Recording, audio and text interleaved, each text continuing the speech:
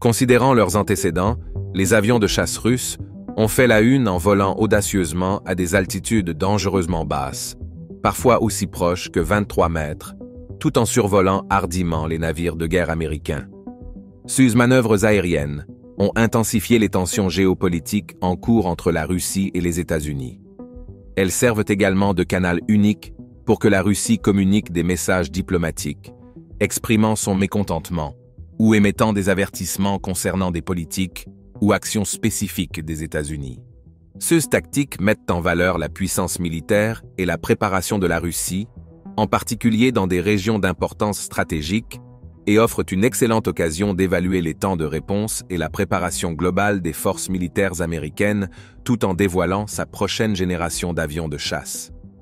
Quelles avancées technologiques et quelles conséquences stratégiques les avions de chasse de nouvelle génération de la Russie pourraient-ils introduire dans les conflits mondiaux?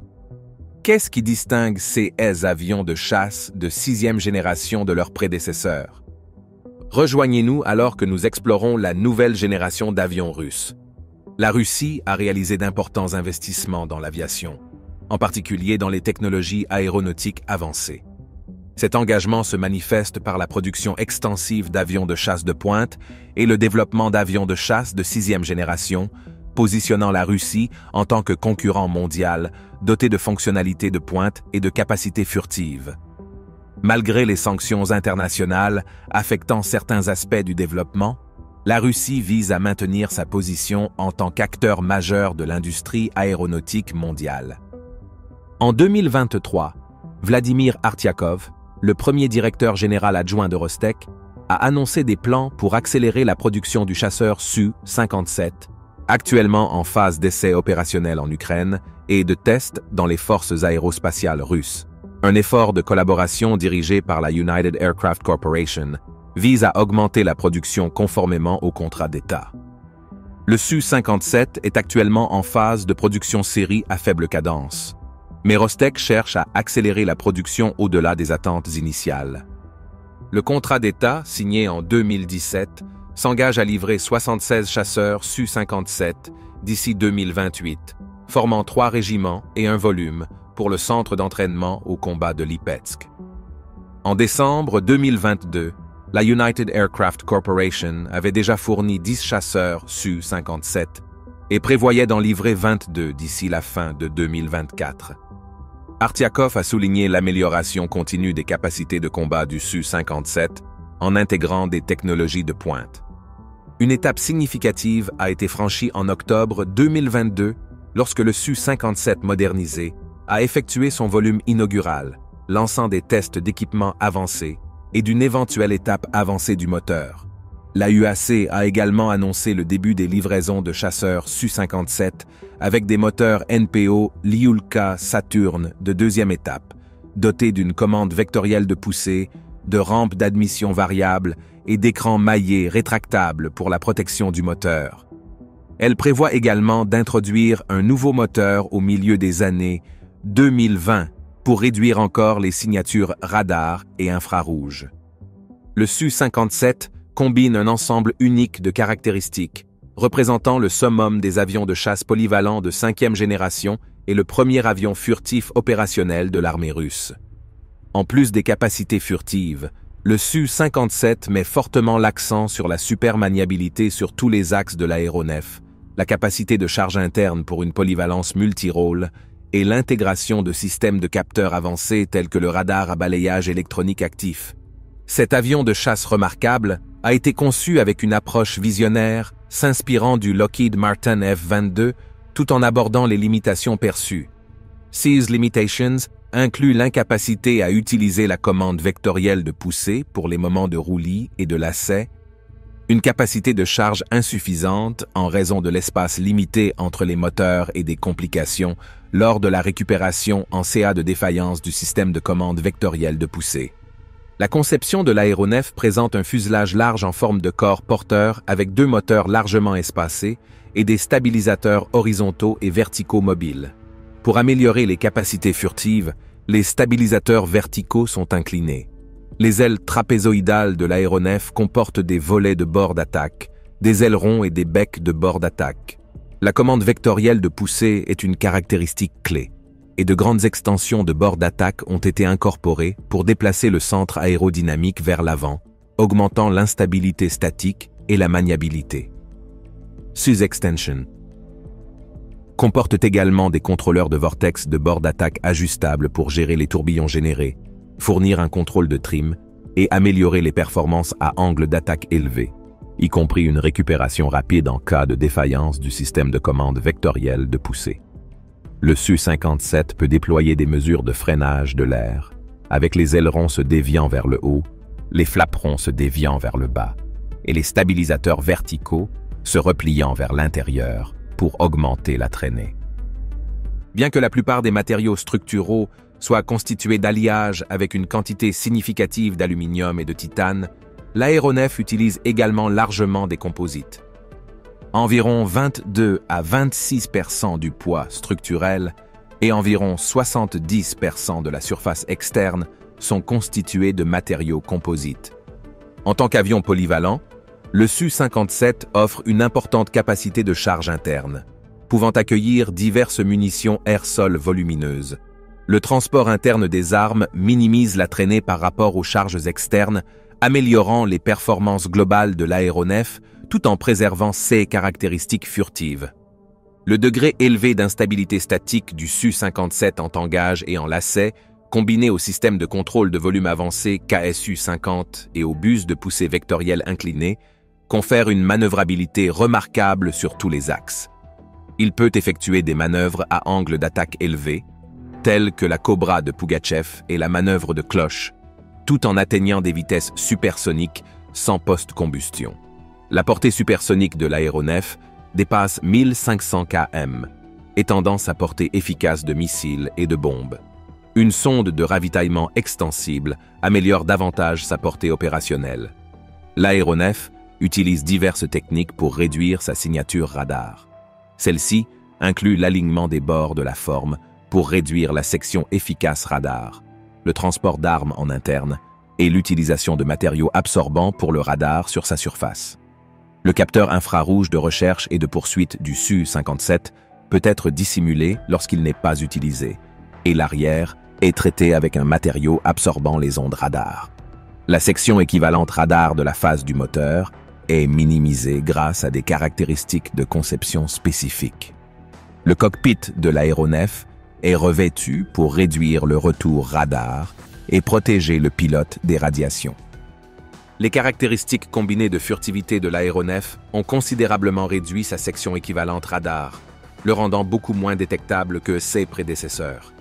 Les mesures de faible observabilité du Su-57 sont particulièrement efficaces contre les radars haute fréquence couramment trouvés sur d'autres avions. L'aéronef dispose de diverses options d'armement, notamment des missiles air-air, des bombes guidées de précision et un autocanon de 30 mm. Son cockpit en verre avec des affichages numériques améliore la conscience situationnelle du pilote et des systèmes avancés d'avionique facilitent la fusion des capteurs. Bien que le Su-57 représente une avancée significative dans la technologie aéronautique militaire russe, les États-Unis et la Chine repoussent les limites en développant des avions de chasse de 6e génération encore plus avancés. Les États-Unis ont travaillé sur le SR-72, initialement conçu comme une plateforme ISR et de frappe capable de voler à Mach 6 et à des altitudes allant jusqu'à 80 000 pieds. Le jet a nécessité le développement de nouveaux capteurs et armes pour fonctionner efficacement. Le SR-72 vise à succéder au SR-71, suivant la feuille de route hypersonique de l'US Air Force. Lockheed Martin a annoncé que le SR-72 entrera en développement d'ici le début des années 2020. Ce progrès est attribué aux avancées dans la fabrication additive et la modélisation informatique. On prévoyait qu'un prototype du SR-72 volerait d'ici 2025 avec la capacité de lancer des missiles hypersoniques, potentiellement entrant en service dans les années 2030. De même, la Chine a investi massivement dans le développement d'avions de chasse de pointe à travers son programme Chengdu Ja-20, un avion de chasse de 6e génération chinois au design distinctif et furtif. Il présente un fuselage fuselé avec un nez effilé et une verrière sans cadre, réduisant sa visibilité radar. Derrière le cockpit se trouvent des déviateurs peu visibles et des entrées d'air supersoniques pour minimiser davantage les réflexions radar. Des canards et des extensions de bord d'attaque améliorent les performances de l'aéronef, offrant d'excellentes capacités de virage supersonique et transonique. La conception de l'avion de chasse, J-20, privilégie une grande instabilité pour une manœuvrabilité exceptionnelle, atteinte grâce à des canards, à la portance du corps et à des extensions de bord d'attaque qui améliorent la portance tout en réduisant la traînée supersonique. La fusion avancée des capteurs et la furtivité sont au cœur de son avionique, offrant une conscience situationnelle complète. Son cockpit comprend un affichage numérique en vert, un écran tactile, un affichage tête haute holographique et un affichage monté sur casque. Du point de vue du moteur, il a utilisé diverses centrales électriques avec le puissant moteur VS15 prévu pour une performance encore plus élevée. Le J-20 maintient SS caractéristiques de furtivité grâce à des fonctionnalités astucieuses telles que des entrées supersoniques déviantes et l'évitement du transport de réservoirs de carburant externes pendant les missions de combat.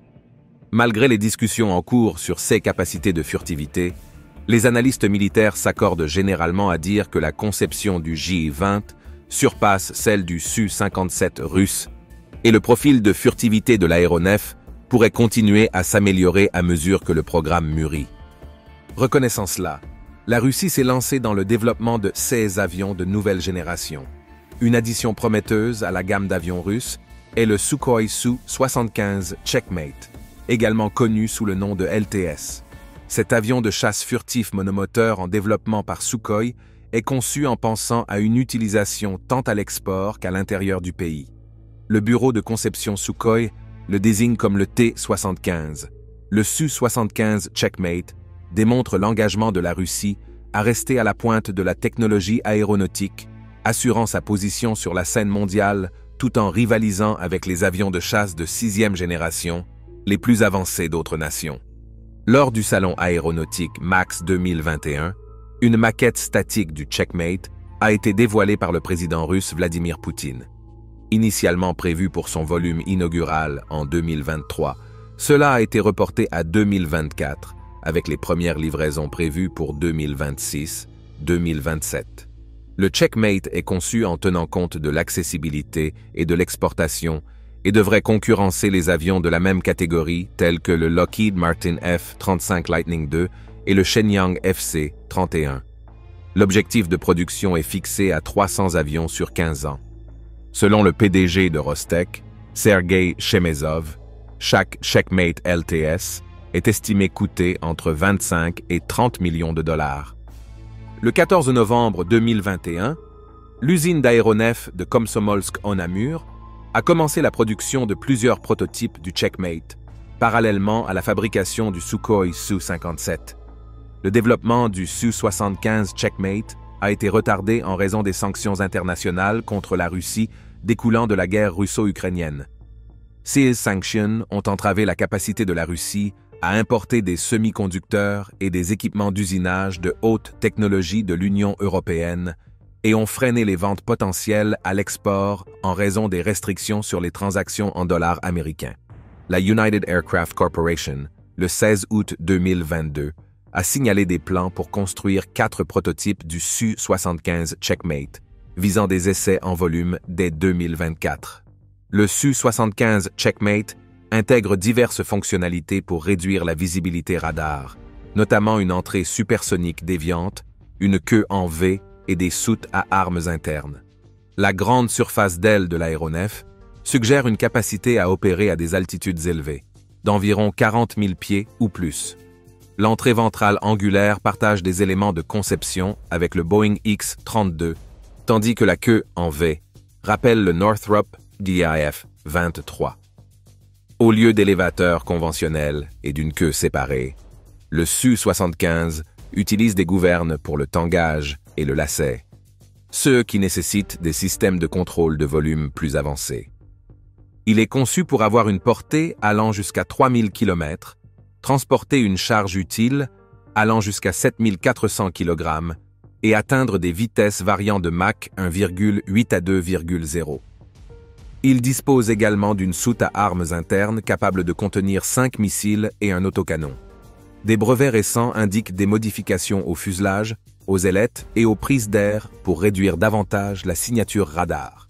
Le moteur Saturn Isdeli 30 propulse ce chasseur de 6e génération, également destiné à la variante Su-57M. Ce moteur est prévu pour être plus léger, plus efficace et plus durable que son prédécesseur. On estime qu'il fournira 107,9 kN de poussée en mode sec et 171,7 kN en mode post-combustion. Le cockpit du Checkmate est modelé sur celui du Su-57, avec un cockpit en verre équipé de 2 écrans LCD multifonctions principaux mesurant 38 cm chacun. Il est équipé d'un affichage tête haute grand angle. L'infrastructure électronique du Checkmate est de conception ouverte, intégrant des systèmes de diagnostic Matryoshka et un radar à balayage électronique actif. Les plans de conception incluent également le développement d'un radar AESA à faible coût. L'aéronef partage des composants et des avioniques avec le Su-57, agissant comme une mesure d'économie. Selon le PDG de Rostec, le chasseur Su-75 transportera plus de 7 tonnes d'armement air-air et air-sol, lui permettant d'engager simultanément plusieurs cibles. Le Su-75 est prévu en 3 variantes, monoplace, biplace et une version sans pilote. Rostec s'attend à ce que des pays comme l'Argentine, l'Inde, le Vietnam, l'Iran et diverses nations africaines deviennent des destinations d'exportation principales pour le Checkmate. L'objectif est d'exporter 300 avions Su-75 Checkmate vers des pays africains au cours des 15 prochaines années. Le Nigeria a manifesté de l'intérêt et l'aéronef a également été proposé à la Turquie, à l'Arabie Saoudite et aux Émirats Arabes Unis. Le Checkmate a actuellement une configuration monoplace, est propulsé par le moteur turbofan post-combustion NPO Saturn HAL 51F1 et atteint une vitesse maximale de Mach 1,8. Il a une portée de convoyage de 3000 km et peut supporter des forces G jusqu'à plus 8,0. L'avionique comprend le système radioélectronique intégré multifonctionnel SH-121 et un radar à balayage électronique actif. De plus, il est équipé du système IRST 100, un KSV. En plus du développement du Checkmate, le Makoyan Pack DP, également connu sous le nom de MiG-41, a été développé pour remplacer le MiG-31 dans les années 2030. Le MiG-31 a été conçu par l'Union soviétique et présente un design impressionnant incarnant la vitesse, la puissance et la capacité à se défendre contre les menaces aériennes.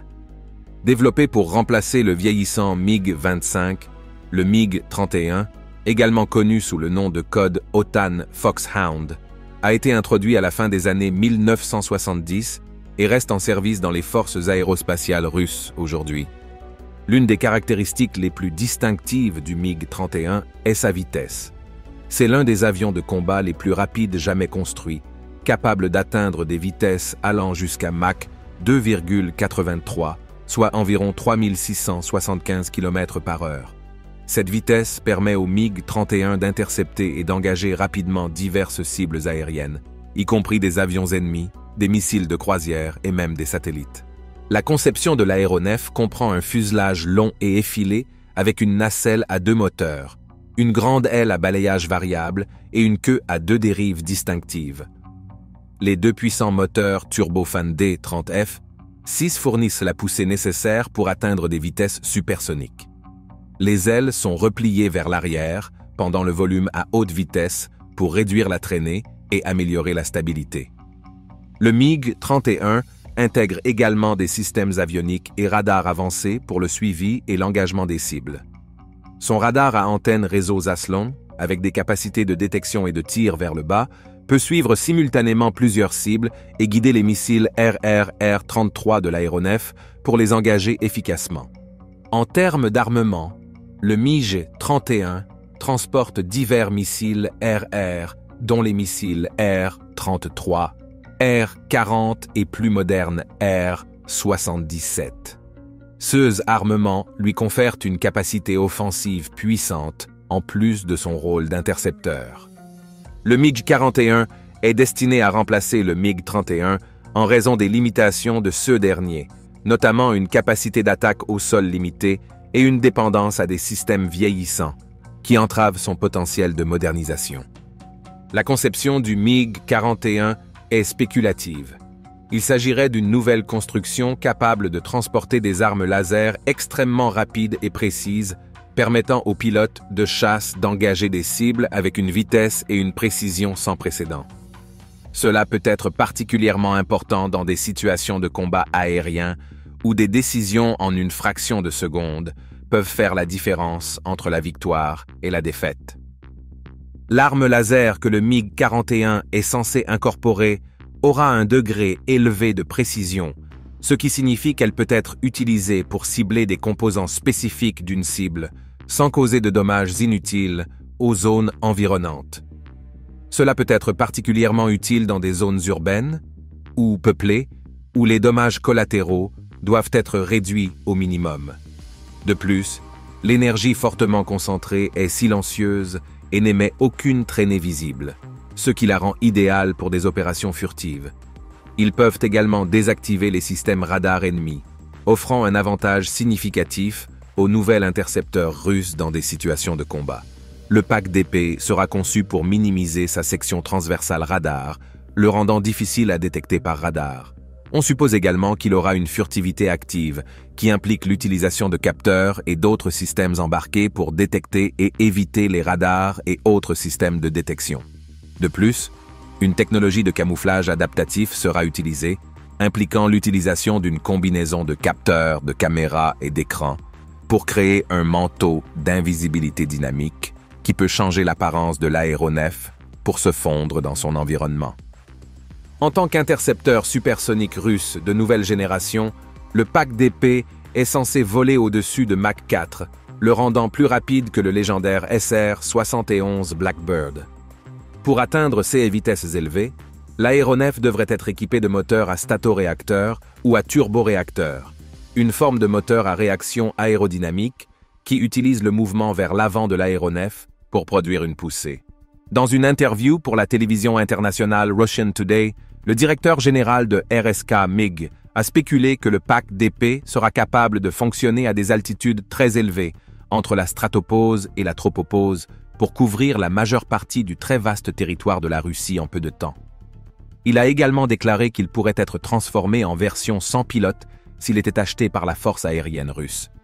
Cependant, tant que plus d'informations ne seront pas disponibles, tous les détails concernant le moteur du MiG-41 doivent être considérés comme spéculatifs.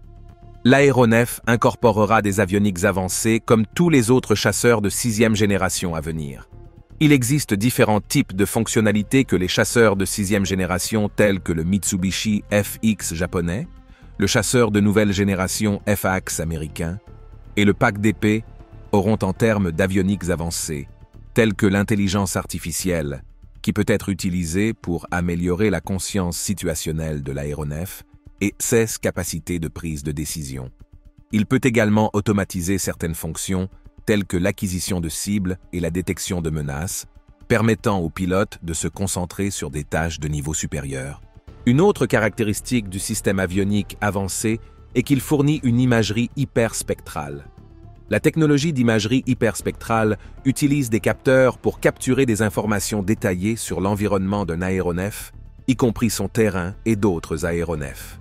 Cela peut améliorer la conscience situationnelle de l'aéronef et donner au pilote une image complète de l'espace de bataille. De plus, une autre caractéristique des avioniques avancées est la fourniture de systèmes de communication avancés, tels que la communication quantique ou satellitaire, permettant à l'aéronef de communiquer de manière sécurisée et efficace avec d'autres aéronefs et systèmes au sol. Les avioniques avancées offrent également des capacités de fusion de capteurs, qui intègrent des données provenant de plusieurs capteurs pour créer une image plus précise et complète de l'environnement de l'aéronef, lui permettant de détecter et de répondre aux menaces plus rapidement et efficacement. Selon le pack, d'épée est conçu pour devenir un intercepteur de missiles hypersoniques en transportant un système de missiles intercepteurs polyvalents à longue portée qui permettra à l'aéronef d'engager des cibles à une distance beaucoup plus grande, offrant un avantage significatif en termes de portée par rapport aux missiles RR traditionnels. Cela signifie que l'aéronef peut engager des cibles à une distance sûre, réduisant le risque d'être détecté ou engagé par des aéronefs ennemis ou des systèmes de défense aérienne. De plus, le système de missiles peut être équipé de plusieurs options de ciblage, y compris des capteurs infrarouges, radars et optiques, offrant aux pilotes une gamme d'options de ciblage en fonction de la mission spécifique et du type de cible. De plus, il offrira une flexibilité de mission améliorée. Le système de missiles à longue portée multifonctionnel, MiG-41, fournira également à l'aéronef une large gamme de capacités d'engagement, lui permettant de cibler diverses cibles, y compris des cibles aériennes et terrestres. Cela augmente la flexibilité opérationnelle de l'aéronef et lui permet de s'adapter aux exigences changeantes de la mission.